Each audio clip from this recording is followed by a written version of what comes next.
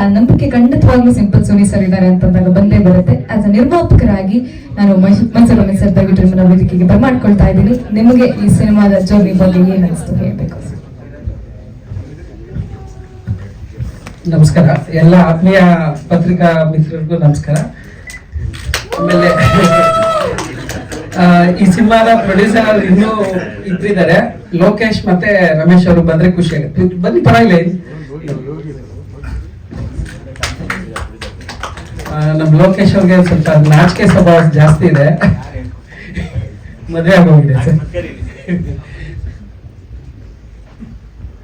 Cinema ಬಂದ್ಮೇಲೆ ಅವೆಲ್ಲ ಹೊಂಟೋದು. ಮೋಡ ಕವಿದ ವಾತಾವರಣ ನಾವು ಸಡನ್ ಆಗಿ ರಿಲೀಸ್ ಮಾಡ್ತಾ ಇದೀವಿ ಅಂತ ತುಂಬಾ ಜನಕ್ಕೆ ಅನ್ಸಿದೆ. ಬಟ್ ಈ 8 ತಿಂಗಳಿಂದನೇ ಸಿನಿಮಾ ರಿಲೀಸ್ ರೆಡಿ ಇತ್ತು. ಬಟ್ ಒಂದ್ ಒಳ್ಳೆ ಸಿನಿಮಾನ ಒಳ್ಳೆ ಟೈಮಲ್ಲಿ ರಿಲೀಸ್ ಮಾಡ್ಬೇಕು ಅಂತ ಪೋಸ್ಟ್ಪೋನ್ ಮಾಡ್ಕೊಂಡು ಬಂದು ಕೊನೆಗೆ ಈ ಡೇಟ್ ರಿಲೀಸ್ ಮಾಡಿದ್ವಿ.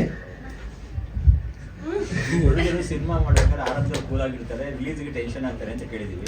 ಇವ್ರು ಎಲ್ಲರೂ ನೀವು ಫುಲ್ ಕೂಲ್ ಆಗಿದ್ದೀರಾ ಅಂದ್ರೆ ಹೆಂಗೆ? 4 ಜನ ಇದೀವಿ sir producers.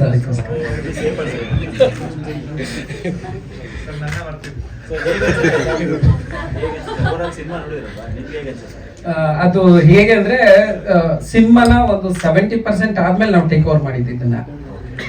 First time last press meet ಅಲ್ಲಿ ಹೇಳಕ್ ಹೋದೆ, ಆ ಟೈಮಲ್ಲಿ ಮೇಡಮ್ ಬಂದ ತಕ್ಷಣ ಎಲ್ಲ ಮಿಸ್ ಆಯ್ತು ಸರ್. ಶಿಲಂ ಸರಿ ಇಲ್ಲ ಸರ್ ಅದು.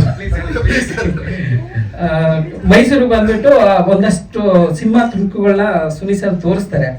ಆನೆಸ್ಟ್ ಆಗಿ ಹೇಳ್ತೀನಿ, ಬೇಜಾರ್ ಮಾಡ್ಕೋರು ಸರ್. ಆ ಟೈಮಲ್ಲಿ ಯಾರು ನೋಡ್ತಾರೆ ಈ ಹೊಸಬರ್ದನ್ನ ಅಂದ್ಬಿಟ್ಟು ನೋಡೋಣ ಸರ್ ಅಂದ್ಬಿಟ್ಟು ಸುಮ್ಮನೆ ಆಗಿದ್ದೆ.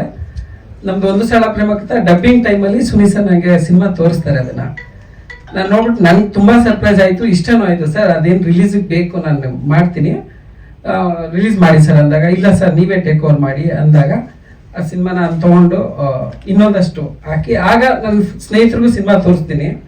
ಅವರು ತುಂಬಾ ಖುಷಿಯಾಗಿ, ಇಲ್ಲ ನಾವು ಈ ಸಿನಿಮಾ ನಾವು ಮಾಡೋಣ, ಹೆಮ್ಮೆ ಅನ್ಸುತ್ತೆ ನಮ್ಗಿಂತ ಸಿನಿಮಾ ಮಾಡೋದಕ್ಕೆ ಅಂದ್ಬಿಟ್ಟು ಎಲ್ಲರೂ ಇದು ಮಾಡಿದ್ವಿ.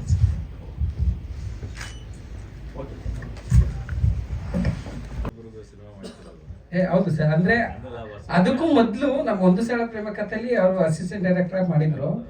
ಆ ಟೈಮಲ್ಲಿ ಅವ್ರು ನೋಡ್ತಾ ಇದ್ದೆ ಬೇರೆ. ಸಿನಿಮಾ ನೋಡಿದ ತಕ್ಷಣನೇ ಅವ್ರನ್ನ ಕರೆದು ಒಂದು ಸೆಲ್ಫಿ ತಗೊಂಡೆ.